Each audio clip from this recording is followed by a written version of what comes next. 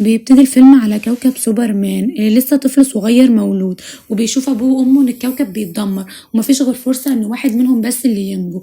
عشان كده بيقرروا ان اللي هياخدوا الفرصة دي هي ابنهم، وبيحطوه على صاروخ عشان يسيب الكوكب، والاتنين واقفين مكانهم مستنيين الانفجار الاخير للكوكب لحد ما بينفجر وهم مع بعض. وبيوصل الصاروخ بسوبرمان للارض عشان يقع، وبيلاقي اتنين ماشيين على الطريق وبيقرروا ان هم يربوه وبيكبر معاهم وبيعتبروهم ابوه وامه. ولما بيكبر بيكتشف قوته الخارقة بالتدريج لحد ما يعرف ان هو سوبرمان. وبعد كده عيلته بتموت وبيتجوز لين وبيعيش معاها بعد ما عرفت حقيقته، وكمان بيخلفوا ابنهم جوناثان. بيقرروا ان هم يخبوا عليه حقيقة ابوه عشان يعيش حياته على ان ابوه عالم حشرات وامه صحفيه عادي. بيقرا بقى التقرير اللي مامته كاتباه وبتقول له خلي بالك الصحافه دي مش مهنه عاديه، لازم تفهم التقرير ازاي بيتعامل، مش اي كلمتين وخلاص. بيفضل جوناثان يتريق ويقول لها ما كنتوا طلعتوا دكاتره ولا مهندسين بدل الشغلانات العجيبه اللي بتخليني ما اشوفش حد منكم دي. بتودعوا مامته وبتقول له خليك مؤدب وما تفتحش الهدايا بتاعه عيد ميلادك لحد ما انا وباباك نيجي عشان نفتحها احنا سوا. بتمشي وتسيب وتروح الشغل. بيفضل جوناثان قاعد مش عارف يعمل ايه لحد ما بيقول بس انا هروح افتح الهدايا واشوف فيها ايه. لما بيفتح الهدايا بيلاقي بدله باباه بس بيفكرها حاجه تنكريه، فبيسيبها وبيكمل تدوير لحد ما باباه بيكون جه. فبيروح يقابل باباه وبيقول له انت عارف ان النمل اللي شغال عليه ده طلع بيموت لو ملكته ماتت، ودي حاجه غريبه. فبيقول له ابنه نمل ايه، انا عايز اشوفك اكتر من كده بكتير. بيفضل يشتغل مع باباه في البيت وبينظف لحد ما بابا يقول له تعالى نقعد مع بعض شويه. وبيفضلوا يتفرجوا على السما لحد ما يلاقوا فيه حاجه غريبه في السما. فبيقول له سوبرمان انا افتكرت ان ورايا شغل مهم لازم اعمله، وما تقلقش انا هاجي بكره اتفرج على ماتشك ونحتفل بعيد ميلادك براحتنا. وبيطلع سوبرمان عشان يلاقي اللي في السما ده مركب بتولع وبينقذها. وبيكلم جرين ارو بيقول له انا لحقت الدنيا، وكلم باتمان عشان نظبط معاه عشان نعرف مين اللي ورا الكلام ده. لما بيسمع جرين ارو الخبر بيقوم فبيحس ان في حد في المكان، ويفضل ماشي وهو خايف لحد ما يطلع على حاجه بتضربه. بنروح لجوناثان اللي بيلعب بيسبول وفاشل فيها وكله عمال يتريق عليه، وبيتضايق اكتر لما عرف ان باباه ما جاش ومفيش حد قاعد بيتفرج عليه غير مامته. فبيسيب الملعب وهو متضايق. وبيوصل باباه فبتقول له لين خد شوف ابنك عشان مش طايق حياته بسببك، ان انت كل شويه بتختفي وهو مش فاهم ليه. وبيروح سوبرمان يخبط عليه ويقول له افتح بس انا عايزه اكلمك كلام مهم. بيرد جوناثان ويكون مضايق وبينط من الشباك ويفضل يجري لحد ما بيلاقي نفسه بيطلع ليزر من عينه وبيحرق الخزان. ويفضل يعيط ويقول له سوبرمان انت مش فاهم حاجه، انا طلع عندي حاجه غريبه وانت عمرك ما هتعرف تساعدني. بيدخل سوبرمان وهو لابس الزي الخارق عشان يعرف ابنه ان باباه هو سوبرمان، ويفضل يجري ويتنطط وهو بيقول ده احسن عيد ميلاد في حياتي، انا بابا طلع خارق وشكلي هاخد منه القوه بتاعته. بياخده باباه على ظهره ويفضل طاير بيه في السما. وجوناثان مبسوط لحد ما بيوصل بيه للطيارات. وبيقول له جوناثان معنى كده ان انا نص فضائي ونص بشري، يعني اقدر ابقى خارق زيك. فبيقول له سوبرمان خد بالك ان انت بطل خارق دي حاجه حلوه بس لها مشاكل برضو، يعني انا مثلا ما كنتش عارف اقعد معاك ومفهمك ان عالم حشرات فما تفرحش قوي كده. في نص ما هم طايرين بيقول له الريحه المقرفه دي احنا فين وايه المكان ده؟ فبيقول له سوبرمان دي بقى مدينه جوناثان، اسوأ مكان على الارض، طب ليه محدش بيحاول يساعدها؟ فبيقول له سوبرمان اتقل وهتعرف. بيوصلوا على سطح المبنى، باتمان ماسك مجرم عمال يضرب فيه. فبيقول جوناثان لباباه ما تنزل كمان تساعده مش انت خارج زيه؟ فبيقول له سوبرمان باتمان مش بيحب حد يساعده زي ما انت شايف كده، هو عامل واجب وزياده. وبينزل سوبرمان وابنه بعد ما يخلص باتمان من كل اللي كان بيحاربهم. فبيقول لهم بتعملوا ايه هنا ومين ده؟ فبيقولوا سوبرمان ده ابن جوناثان وطلع عنده قوه خارقه هو كمان، فعايزين نعرف ايه هي بالظبط عشان نعرف نظبط الدنيا. وبياخدهم باتمان معاه للكهف بتاعه. ولما بيدخلوا بيكون دانييل ابن باتمان قاعد مش طايق حياته. ولما يشوف جوناثان بيقول له انت بقى اللي عندك قوه خارقه تعالى معايا بقى عشان نشوف ايه انت ايه بالظبط. بينزل معاه سوبرمان وباتمان اللي بيقول لهم جوناثان مش باين عليه اي حاجه من التحليل بتاعه، بس بيقولوا سوبرمان ان القوه بتاعته ظهرت بس لما كان متضايق عشان يروح دانييل يرميه من فوق. فبيقولوا اتضايق بقى وورينا. فبينط عليه سوبرمان وبيلحقه وبيلحق يقول لي باتمان انت ابنك ده عبيط ولا ايه، احنا مش ناقصين وجع قلب زي يرمي ابني من فوق. فبيقول له باتمان سيبك انت من شغل العيال ده عايزين نتكلم في الموضوع مهم.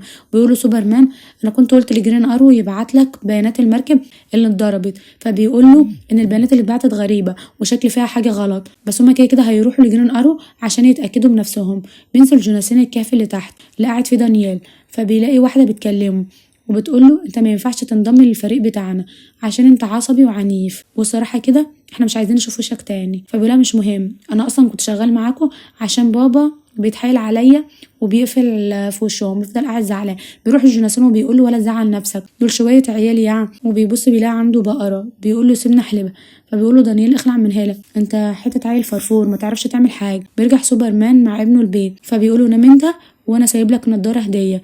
وبيطلع مع مامته اللي بتقوله في حاجه غلط. معدل الجريمه بقى 0 في العالم كله، دي حاجه كويسه بس مريبه في نفس الوقت. محدش فاهم ايه اللي حصل. فبيقولها انا كده كده هروح مع باتمان عشان نشوف ايه اللي حصل، احنا شاكين في حاجه. بيروحوا تاني يوم الكهف بتاع جرين ارو وبيقولوا ما تقلقوش كل حاجه زي الفل. وبيطلع من عينيه حاجه غريبه وبيحاول يسيطر عليهم هما الاتنين. وبيكون في الوقت ده جوناثان رايح المدرسه عشان يقابله بيلفين، وبيقوله انت لابس نضاره ليه؟ هو انت اتعبت من ماتش امبارح؟ وبيفضل يتريق عليه لحد ما يضربه جوناثان ضربه بتطيره بعيد. وبيقول ما القوه شغاله اهو، امال امبارح كسفتني ليه؟ بس بيقول ميلفين وبيرجع يضربه. بيكون باتمان مسيطر على عقله، بيرجع الكهف لابنه وبيحاول يضربه لحد ما بيشيلوا باتمان وبيرميه في الحفره. وبيكلم سوبرمان اللي عقله بيسيطر عليه برضه عشان بيقولوا خلاص احنا سيطرنا عليهم كلهم. بيطلع دانيال من الحفره مش عشان سود عينك يعني، بس عشان نشوف بابا وباباك مالهم.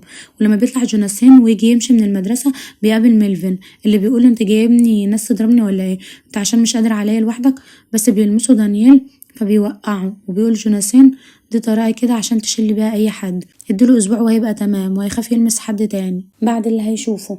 وبيطلع الاتنين من المدرسة جاري عشان يشوفوا ايه اللي حصل. وبيقول دانيال خلي بالك مامتك برضو في حد مسيطر عليها. لما بيحاولوا يهربوا بيلاقيها بتجري وراهم، فبتنط برضو وبتمسك في الطيار. مش عارف جوناثان يعمل ايه، بيقول انا مش هضرب امي يعني، لحد ما بيطلع أشعة من عينه فبيوقع اللي على عينيها وبترجع تاني عادية. وتلاقي نفسها بتقع في المية عشان تفهم ان في قوة بتسيطر على البشر وعايزة تأذيهم. بيوصل دانيال وجوناثان الكهف بتاعهم وبيقولوا دانيال عايزك تتمرن شوية عشان ما تفضحناش لما نيجي نحارب. يفضل جوناثان يحاول شوية لحد ما بيلاقي نفسه قوي. فبيقولوا دانيال ده الوقت بقى اللي هندور فيه على اي دليل اللي بيحصل. بيفضل ماشي معاه في مخبأ بابا لحد ما بيلاقي الكلب الخارق بتاع سوبرمان وبيهاجمهم وبيهربوا منه لحد ما بيقع جوناثان قدام تمثال ضخم. ولما يهجم عليه الكلب يقولوا التمثال انت مش عارف مين ده؟ ده حفيدي ابن سوبرمان وانت كلب المفروض تحميه بدل ما تهجم عليه. وبيسألوا دانيال ايه الناس اللي بتسيطر على العقول دي وهنعمل معاهم ايه؟ فبيقول له جده خلي بالك ده ستارو ودول ناس مهمتهم ان هم يسيطروا على عقول البشر ويخلوهم يعملوا اللي هم عايزينه. وبيقولوا دانيال خلاص القصة دي بدأت بقى بعد ما بابا كلم واحد وقال له ان المشكلة كانت لما سفينة فضاء اتدمرت، فاحنا كده لازم نطلع الفضاء زي ما كان اهلنا بيعملوا، وبياخدوا سفينة وبيطلعوا بيها الفضاء وهم فرحانين ومش مصدقين اللي بيحصل. وبتوصل لين الشغل بتاعها بعد ما عرفت اللي بيوصل وبتقول اللي شغال معاها خلي بالك الدنيا بتضيع مننا وانا لازم اخوف الناس واعرفوا من اللي بيحصل لو ما خدناش بالنا. خلاص الحل الوحيد انك تكلمي الرئيس عشان يعمل مؤتمر يقول فيه كده، غير كده مش هتوصلي للناس كلها. وبتروح للرئيس اللي بيقول لها مع انك دايما بتطلعي تشتميني في الجرايد انت وجوزك المجنون، بس انا هساعدك برضو مقابل انك تكتبي في الصفحه الاولى اعتذار رسمي وتقولي ان السياسي مفيش احلى منها وان كنت دايما صح. فبتقولي ليه موافقه بس انت اعمل المؤتمر. وبيوصل في الوقت ده دانيال وجوناثان بيوصلوا بالمركبة الفضائية. لما بيدخلوا بيلاقوا كل الأبطال متسيطر عليهم وبيضربوهم لحد ما بيتمسكوا. بيطلع لهم ستارو اللي بيقول لهم انتوا أغبياء ليه؟ أنا سيطرت على العقول البشرية وخليت ما فيش جريمة ولا أي مشاكل تانية بدل ما انتوا عايشين كده شبه الحيوانات وخلاص. بيحاول دانيال يضربه فبيقول لهم كده انتوا زودتها قوي عشان كده أنا هخليهم يقتلوكوا.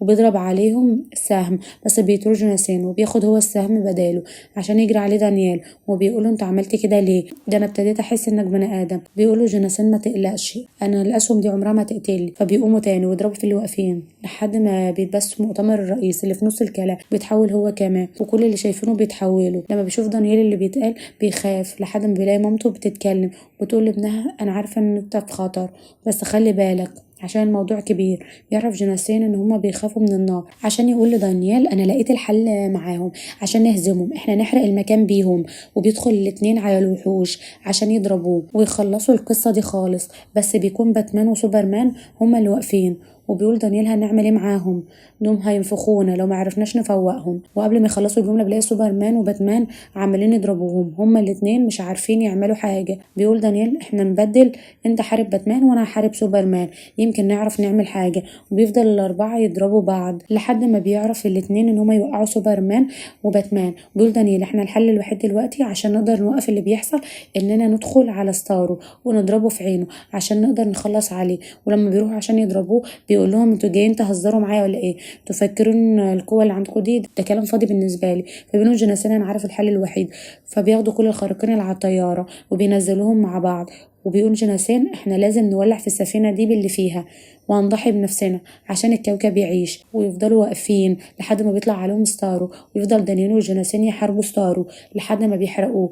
وساعتها كل اللي على الارض بيخلصوا من غسيل المخ وبيرجع لهم وعيهم تاني عشان يفهموا اللي بيحصل. وبيفوق باتمان وسوبرمان من اللي كانوا فيه وبيقولوا هم ولادنا فين. وبيعرف سوبرمان ان الاتنين قاعدين على السفينه الفضائيه اللي بتنفجر. فبيطلع سوبرمان ينقذهم وينزل بهم في البحيره. وبعدها بيطلع ستارو فبيقول لهم انتوا فاكرين ان انتوا تقدروا عليا بالسهوله دي؟